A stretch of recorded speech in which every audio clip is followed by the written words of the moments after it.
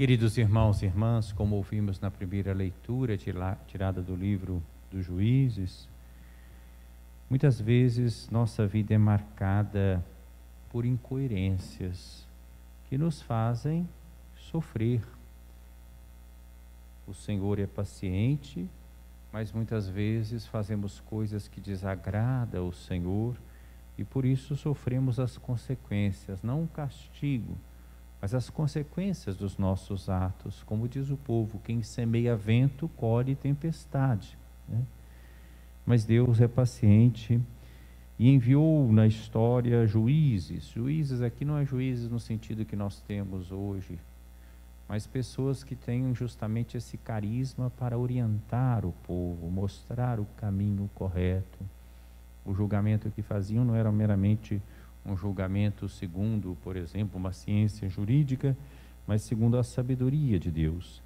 Mas depois se afastavam novamente daquilo que era a orientação do Senhor através dos juízes, e assim foi muito da história do povo de Israel, e às vezes é a história da humanidade, a nossa história. No Evangelho, nós vemos esta pessoa que se aproxima de Jesus, e todos nós devemos nos colocar nesta situação. Não pensemos que é uma história a respeito de alguém que não diga respeito a nós. Não, diz respeito aos discípulos, missionários do Senhor. Alguém se aproximou de Jesus e fez essa pergunta: Mestre, o que devo fazer de bom para possuir a vida eterna? Quer dizer, alguém que sabe já em que direção vai a nossa existência, em direção à vida eterna, à eternidade. Então, o que eu devo fazer de bom para possuir a vida eterna, né? Adquirir a vida eterna, quem sabe comprar a vida eterna? Jesus começa então ajudando o interlocutor e nós que estamos ouvindo a palavra a refletirmos sobre as nossas inquietações. Por que tu me perguntas sobre o que é bom? O que é bom? Um só é o bom, diz Jesus. Quem que é esse um só que é o bom? É Deus. Só Deus é bom. Qualquer outra bondade é derivada de Deus, é reflexo de Deus. Então ele já começa a chamar a atenção desse seu interlocutor e nossa para buscar aquilo que realmente é o fundamental e é essencial. Deus, o bom, o único bem, o sumo bem, a bondade eterna, a bondade em pessoa. Mas continua Jesus: se queres entrar na vida, observa os mandamentos. Então, esse homem vem e faz a segunda pergunta, né? Vejam, são 3 aqui perguntas que ele faz. A primeira é: o que eu devo fazer de bom para possuir a vida eterna? Jesus chama a atenção: o bom é Deus. Então, só Deus pode mostrar o que se deve fazer. Agora ele fala dos mandamentos. Jesus responde: se tu queres entrar na vida, observa os mandamentos. E ele pergunta: quais mandamentos? Afinal de contas, tinham complicado tanta lei, né, com tantas prescrições e proibições. Quais mandamentos? E Jesus responde. Interessante que Jesus não responde com a lista completa dos 10 mandamentos. Ele escolheu aqui os mandamentos que dizem respeito ao próximo. Porque o que diz respeito a Deus, ele já falou da primeira vez, quando ele disse assim: um só é o bom. Os primeiros mandamentos não dizem respeito a Deus? Então, vejam bem, ele está chamando a atenção para algo que às vezes nós pensamos que estamos observando os mandamentos. Mas às vezes, se nós examinarmos bem, nós não estamos observando. Será que nós amamos a Deus de todo o coração, com toda a inteligência, com toda a vontade? Deus em primeiro lugar, vemos tudo à luz de Deus. Um só é o bom, Deus. Depois então ele chama a atenção para os mandamentos relativos ao próximo. Não matarás, não cometerás adultério, não roubarás, não levantarás falso testemunho, honra teu pai e tua mãe. E para sintetizar e arrematar e não ficar nada de fora, e ama teu próximo como a ti mesmo. O jovem disse a Jesus uma coisa assim que a gente podia ter até, entre aspas, uma pontinha de inveja, se é que inveja é coisa boa, né? Mas aqui seria uma santa inveja, ou se é que tem santa inveja. Tenho observado todas essas coisas, né? Quer dizer, não era uma pessoa ruim, né?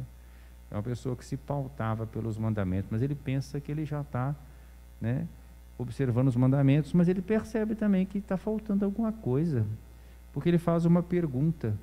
É a terceira pergunta desse rapaz. Marcos vai dizer que é um jovem, né? Aqui nós estamos lendo Mateus. O que ainda me falta? Ele percebe que falta alguma coisa. Jesus respondeu: se tu queres ser perfeito, vai, vende tudo o que tens, dá o dinheiro aos pobres e terás um tesouro no céu. Depois vem e segue-me. Aqui não é um conselho que Jesus está dizendo. É só a gente lembrar do próprio Evangelho de Mateus. Como é que começa lá a pregação de Jesus no Sermão da Montanha? Com as bem-aventuranças. Bem-aventurados os pobres em espírito, né? Porque deles é o reino dos céus, né? Bem-aventurados os aflitos, serão, né, consolados, os mansos possuirão a terra, né? Os que têm fome e sede de justiça, enfim. Nesse Evangelho do Sermão da Montanha, mais adiante, Jesus vai falar: sede perfeitos como o vosso Pai Celeste é perfeito. É um chamado para todos nós. Então, se tu queres ser perfeito, né? Então, completar o que está faltando, vai, vende tudo o que tens, dá o dinheiro aos pobres e terás um tesouro no céu. Era uma pessoa muito rica. Quer dizer, ela estava apegada aos seus bens materiais. Depois, vem e segue-me. É curioso que essa pessoa, quando ouviu isso, o jovem, diz aqui o texto, foi embora cheio de tristeza, porque era muito rico. Acho que ele só prestou atenção na primeira parte da resposta de Jesus. Se tu queres ser perfeito, vai, vende tudo o que tens, dá o dinheiro aos pobres e terás um tesouro no céu. Ele deve ter ficado só pensando nisso. Ele não viu a outra parte. Vem e segue-me. Jesus está convidando esse jovem a participar da vida dele, do caminho dele, do destino dele. Portanto, o que ele perguntou desde a primeira: o que eu devo fazer? Primeira pergunta: de bom para possuir a vida eterna. Jesus vai gradativamente mostrando a ele o que é ingressar na vida eterna.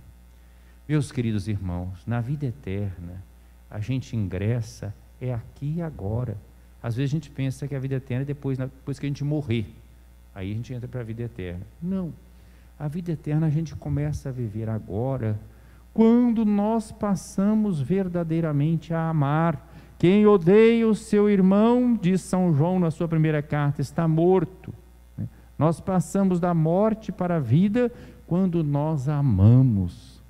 Então a vida eterna começa aqui agora, quando a gente coloca realmente Deus acima de tudo e olha tudo à luz de Deus. Então observamos os mandamentos.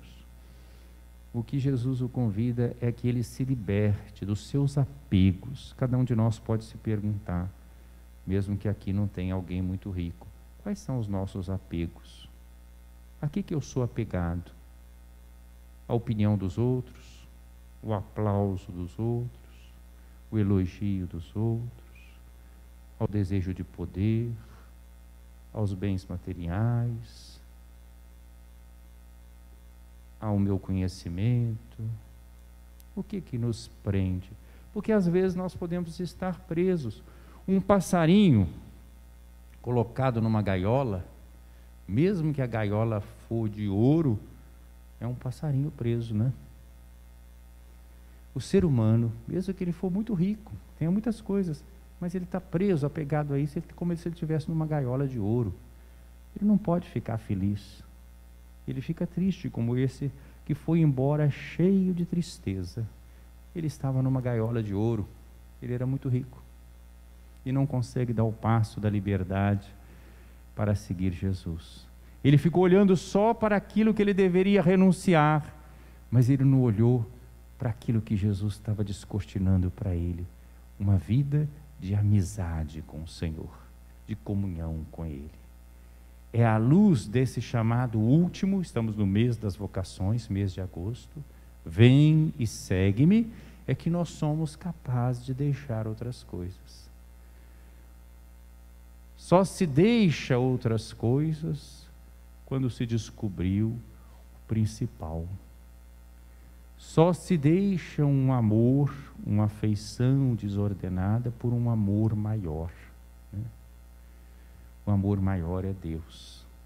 É como aquelas parábolas que Jesus contou, de tesouro escondido no campo ou da pérola preciosa. Quem descobre é capaz de vender tudo o que tem para comprar aquele campo e ficar com aquele tesouro, de vender toda a sua coleção de pérolas para ficar com aquela mais preciosa.